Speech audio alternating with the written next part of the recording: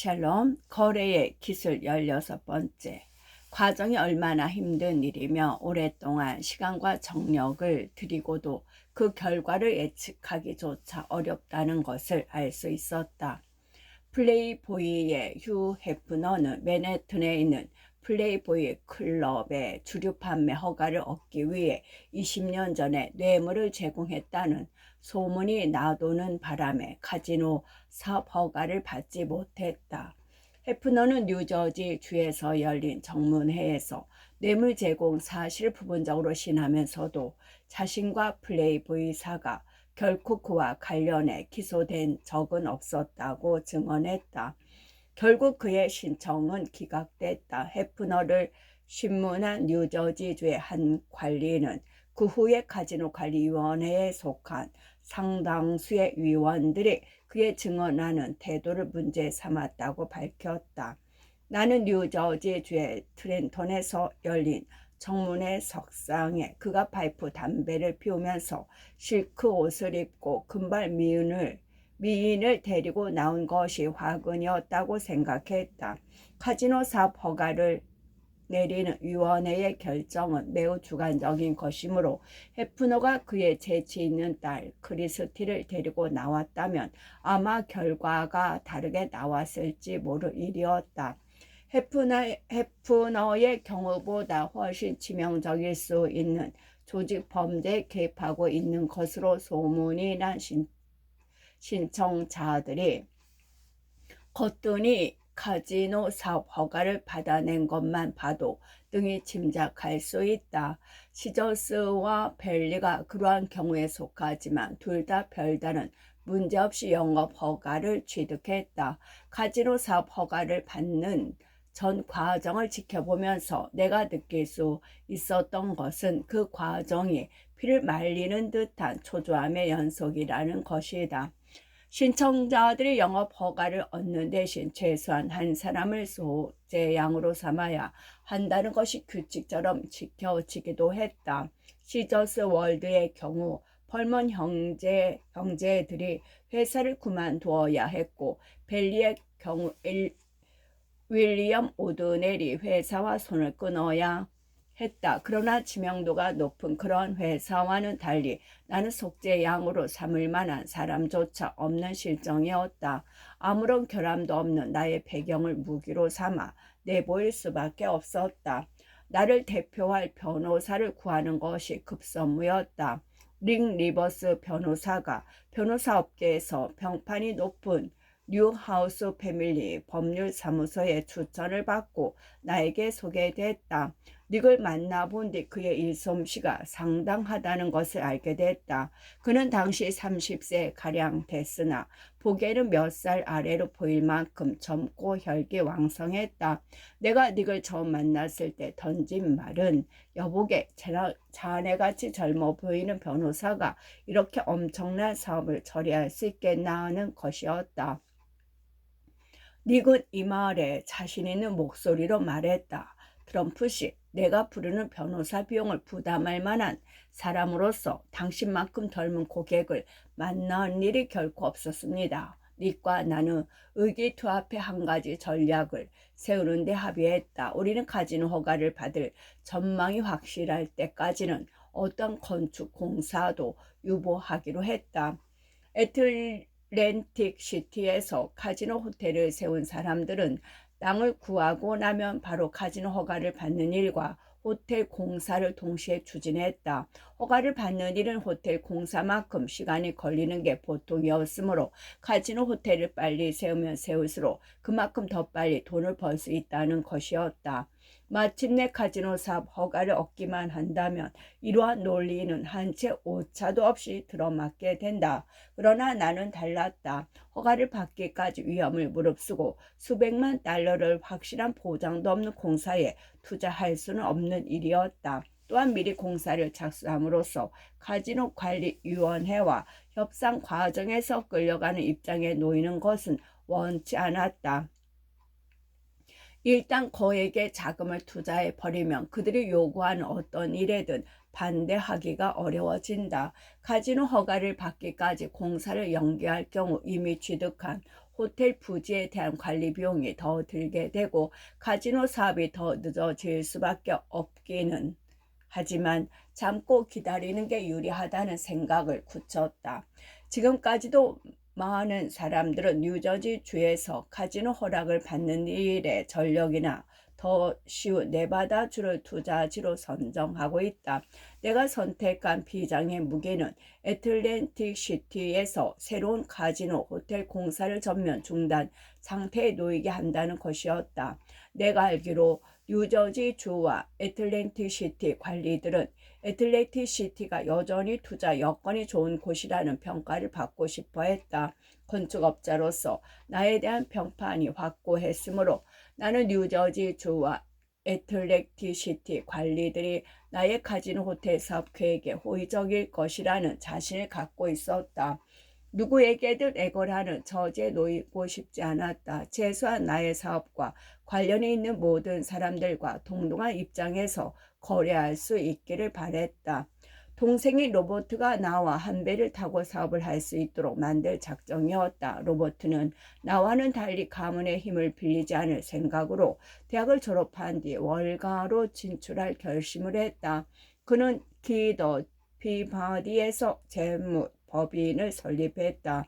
3년 뒤에 이스트릴 디얼리티로 옮겨 그 5년간 부동산을 담보로 자금을 대출해주는 회사를 만들었다. 로버트가 나와 함께 사업을 시작할 결심을 굳힌 시기는 이미 시어슨 로에브 로데스에서 부동산 자금 대출 회사를 그룹으로 확대해 성공적으로 운영하고 있을 때였다. 나는 로버트가 트럼프 가문의 사업으로 언젠가는 돌아와 함께 일하게 될 것으로 믿어왔다. 애틀랜틱 시티는 우리가 힘을 합쳐야 할 완벽한 가능성을 보여주었다. 뉴욕에서 120마일이나 떨어져 매일 돌아본다는 것이 거의 불가능한 도시에 자그마치 2억 달러의 돈을 투자하는 문제를 나는 곰곰이 생각해봤다. 이 경우 나에게 반드시 필요한 것은 그 사업을 충실하게 감독할 수 있는 절대적이고 유능하고 정직한 사람이었다. 만약 유능하다는 조건만 갖춘다면 가족 중에 누군가가 가장 적합한 인물임이 틀림없었다. 나는 1980년 5월에 어느 날 저녁에 로버트와 만날 약속을 했다. 우리는 나의 아파트에서 장시간 이야기를 나눴다. 그는 마침내 나와 함께 애틀랜틱 시티에서 착수할 사업을 하루하루 교대로 감독하는 데 동의했다. 이는 곧 우리가 공동으로 카지노 허가를 얻는다는 것을 뜻하기도 했다. 1982년 2월 어느 날 로버트 디 그리고 나는 뉴저지 주의 감찰총장과 유흥장 허가에 관계하는 관리를 만날 약속을 했다. 나는 예의 바른 태도를 보였으나 또한 의연하게 대처하기로 마음먹었다. 나는 그들에게 뉴저지주의 주요한 투자 사업을 벌릴 목적으로 회사의 자금이 아닌 내 개인 자금을 이미 수백만 달러나 들였다고 말했다. 내가 관계하는 한 어떤 다른 사람이 뉴저지주에 카지노 호텔을 짓는 것보다 더 나은 결과를 만들어 뉴저지주의 명성에 보탬이 될 수 있도록 하겠다고 말했다. 카지노 사업 허가를 받기 위해 조사를 받는 과정만 18개월 이상 걸리는 경우가 허다했다.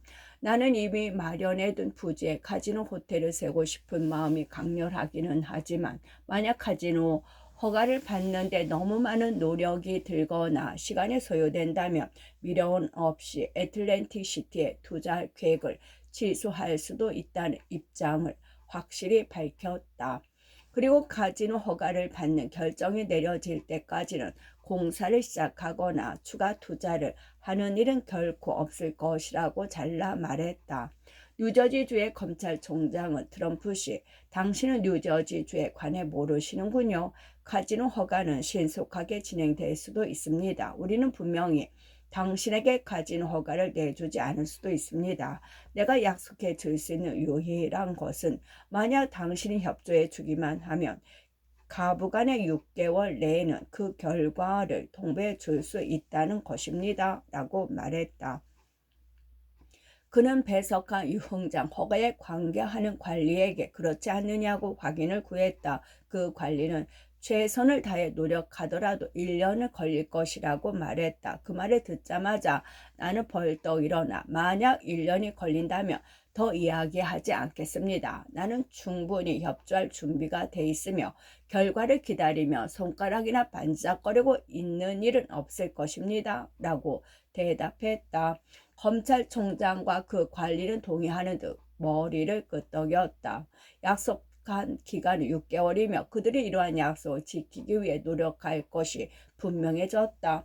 그 다음 우리는 카지노 관리위원회 소속위원들과 접촉하는 일이 남은 셈이었다. 카지노 호텔을 세우기 위해서는 객실의 크기에서부터 카지노장의 설계 또한 식당의 수로부터 헬스클럽의 크기에 이르는 모든 것을 카지노 관리위원회로부터 승인을 받아야 한다. 우리의 생각은 심사관들에게 상세한 건축계획과 설계 도면을 제출하고 공사에 착수하기 전까지 그들이 우리의 계획을 검토해 본 뒤 그들의 요구사항을 밝힐 수 있는 기회를 준다는 것이었다.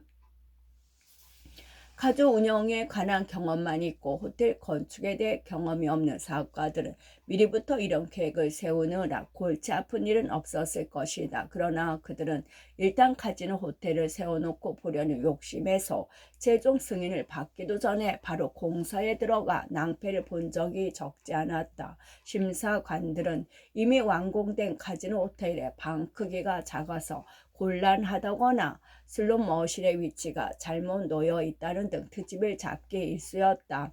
오랜 경험을 통해서 볼 때 미리 공사에 들어가는 것은 오히려 돈만 더 들며 공사 기간도 길어질 수 있었다.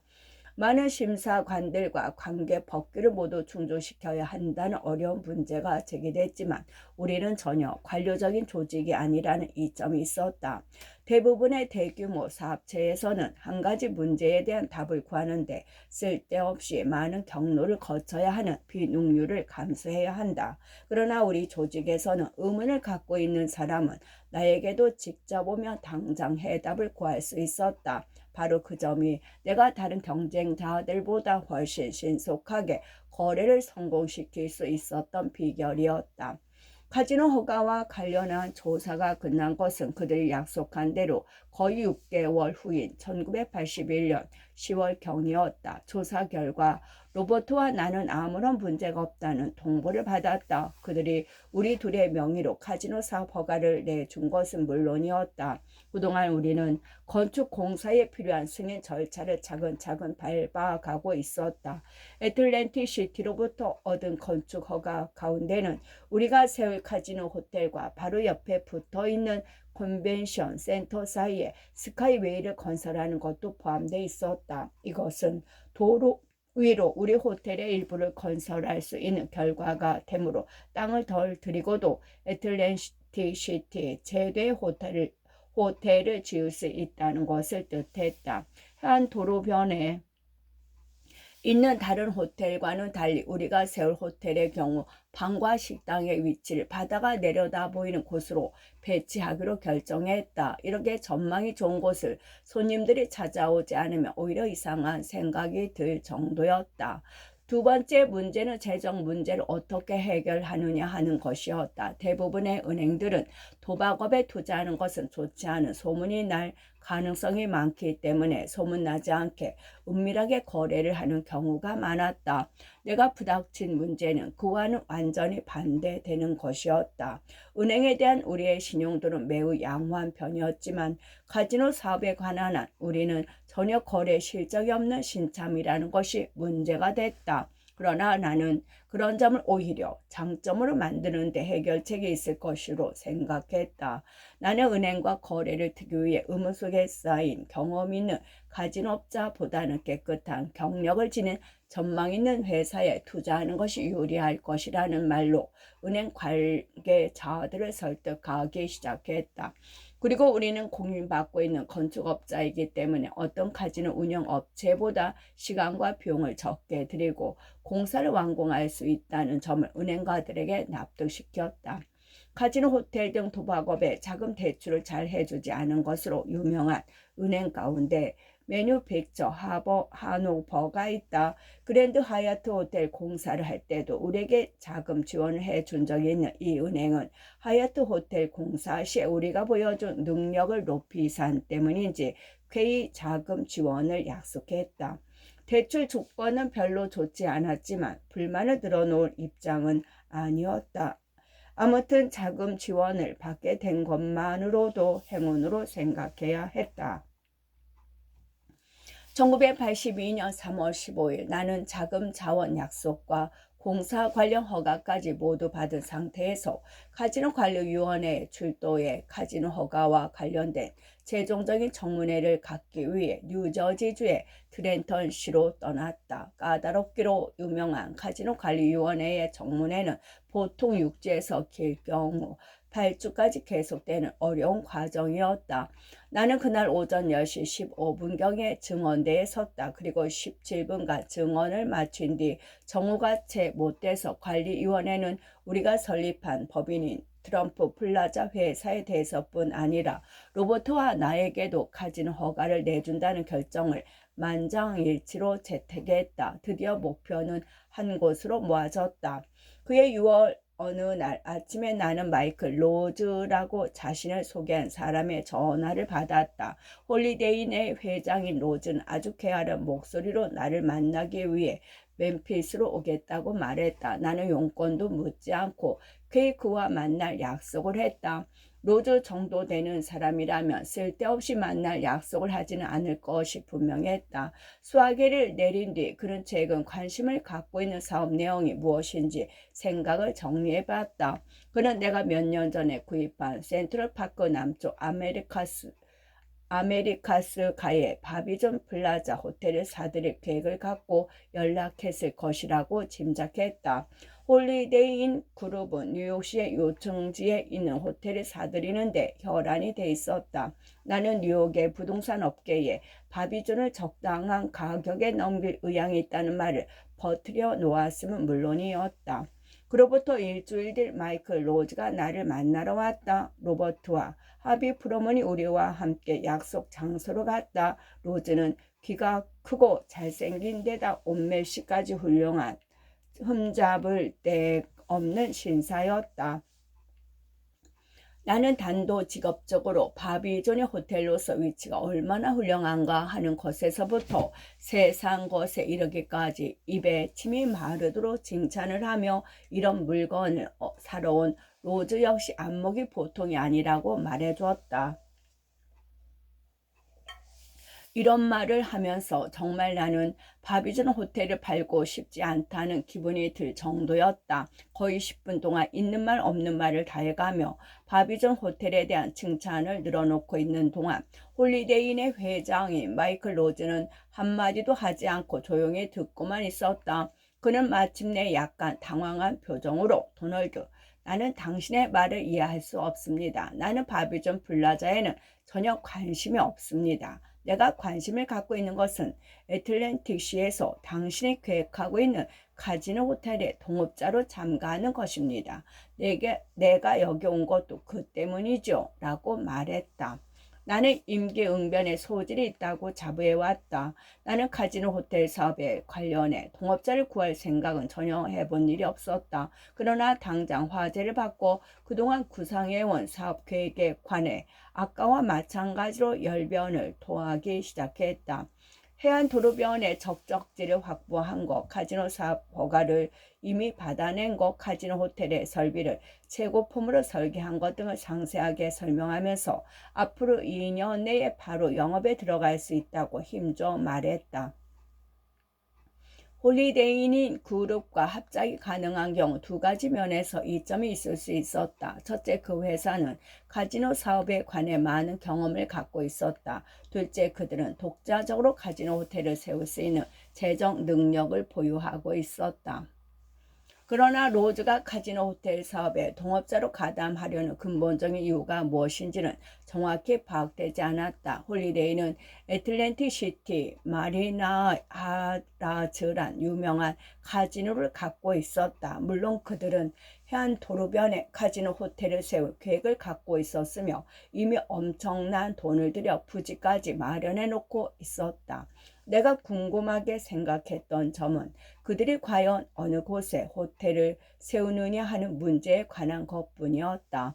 아무튼 그가 나를 만나러 온 것은 의심할 수 없는 사실이었다. 나는 카지노 사업과 관련한 모든 문제를 완벽하게 해결했습니다. 솔직히 말해 나는 동업자가 필요하지 않습니다. 당신의 본심이 어떤 것인지 나로서는 전혀 알 수가 없습니다. 로즈는 일단 나의 카지노 호텔에 들어설 장소가 마음에 든다고 운을 떼면서 그보다는 시간과 비용을 최대한 절약하면서 완벽한 시공을 할 수 있는 건설업자로서 나의 명성을 높이 사고 있다고 차근차근 설명해 나갔다. 대부분의 다른 카지노 운영업자들처럼 홀리데이 역시 카지노 호텔을 건설하면서 수많은 문제에 봉착했으며 마리나의 하라즈 카지노를 건설하는데 수천만 달러의 초과 비용을 부담해야만 했었다. 그는 우리가 이미 건설에 착수했다는 사실에 특히 관심을 보였다. 우리와 거래를 할 수만 있다면 이런 엄청난 초과 비용을 부담하게 되는 위험을 피할 수 있다는 결론을 내린 것 같았다. 로즈는 구체적인 거래를 하기로 결정을 내린 상태였다. 우리가 호텔을 짓고 나면 카지노 호텔 운영은 그들이 책임을 지는 것을 조건으로 이윤을 50대 50으로 분배하자는 것이 그가 제시한 거래의 골자였다. 그는 또 앞으로 공사에 필요한 자금 중 5천만 달러를 자신이 투자하며 이때까지 내가 투자한 2,200만 달러를 나에게 모두 상환해 주겠다는 파격적인 조건까지 제시했다. 게다가 카지노 호텔이 문을 연 날로부터 5년간의 손해에 대해서는 전적으로 로즈 자신이 부담한다는 조건과 아울러 나에게 건설공사 수수료를 지급한다고 약속했다. 도저히 믿을 수 없을 만큼 좋은 조건이었다. 나는 얼빠진 사람처럼 로버트와 합의를 붙고 물끄러미 쳐다보고만 있었다. 그들도 빙그레 웃기만 했다. 마이클 로즈가 나의 사무실을 떠난 뒤에야 정신을 차린 우리 셋은 손을 마주잡고 기뻐했다. 이러한 통업 계약은 문서화돼야 했고 홀리데이 이사회의 승인을 받아야 효력을 발휘할 것이었다. 나는 그들이 이런 과정에서 상당한 이권을 뽑아낼 것이라고 생각했다. 그러나 그 계약의 주요 골자만 바꾸지 않는다면 그것만 해도 엄청나게 유리한 거래임이 확실했다. 사실 카지노 호텔 운영에 경험이 있는 대규모 호텔 소유 회사와 합작은 절실하게 요청되던 일이었다. 아무튼 대규모 호텔을 운영하는 것에 대해 이때까지 상당한 불안감을 갖고 있었다는 것이 우리의 솔직한 심정이었다. 우리끼리 모든 협의를 마친 뒤 동업계약에 관해 홀리데이 이사회가 승인을 내리는 일만 남아있었다. 많은 경우에 이사회의 승인은 요식행위에 불과한 것이었지만 이번 경우에는 로즈가 이사회를 구실로 동업계약을 자신에게 유리하게 변경하려고 할 가능성도 배제할 수 없었다. 로즈는 홀리데이의 이 사진들이 카지노 호텔이 건립될 장소를 직접 보고 공사의 진척 정도도 판단할 수 있도록 정기이사회를 애틀랜틱 시티에서 개최할 계획을 세워놓고 있었다. 공사가 예상과 달리 별로 진척되지 못해 이사회 개최일이 다가오는 것이 큰 걱정거리였다. 이사회 개최 일주일 전 한 가지 아이디어를 생각해냈다. 건설공사 감독관을 불러 그가 애틀랜틱 시티에서 구할 수 있는 모든 불도저와 덤프 트럭을 즉시 우리 공사 현장에 투입시켜 작업하라는 지시를 내렸다. 나는 그에게 다음 주까지 텅 빈 2에이커 남짓된 공사 현장을 세계에서 최고로 바삐 움직이는 현장으로 탈바꿈시키라고 다짐받았다. 불도저와 덤프트럭이 무엇을 하는가는 중요치 않고 그것들이 얼마나 많이 움직이느냐가 문제가 되는 셈이었다. 나는 그에게 실제로 공사를 진척시킬 수 있으면 더할 나위 없이 좋은 일이지만 필요하다면 공사 현장의 한 군데서 파낸 흙을 다른 곳에다 메우는 일이 있더라도 다른 지시가 있을 때까지는 이러한 작업을 계속하라고 말했다. 감독관은 다소 놀란 표정으로 나에게 수십 년 동안 일해왔지만 이런 이상한 요구를 받기는 처음이라고 말했다. 그는 어쨌든 최선을 다하겠다고 약속했다. 드디어 일주일 뒤 나는 홀리데이 그룹의 경영 간부진과 이사진들을 애틀랜티 시티 해안변 도로에 있는 공사 현장으로 안내했다. 그곳은 마치 그랜드 클림퍼의 공사 현장처럼 어마어마한 규모로 바쁘게 돌아가고 있었다. 조금 떨어진 곳에서는 지시하기도 힘들 만큼 엄청나게 많은 건설 장비가 공사 현장에 빽빽하게 들어차 있었다. 이런 광경을 본 홀리데이 그룹의 이사진들은 입을 딱 벌어진 채로 할 말을 잃어버린 표정들이었다. 그중 한 명이 나에게로 다가와서 머리를 끄덕이며 보통 사람이 혼신의 힘을 다해 무엇인가를 이루려 노력하는 것이야말로 정말 위대한 일이라고 말했던 것을 결코 잊을 수가 없다. 그로부터 몇 분 뒤에는 다른 사람이 나에게로 걸어와 알 수 없다는 표정으로 어째서 저기 있는 사람들은 자신들이 방금 판 구멍을 도로 메우고 있느냐고 물어왔다.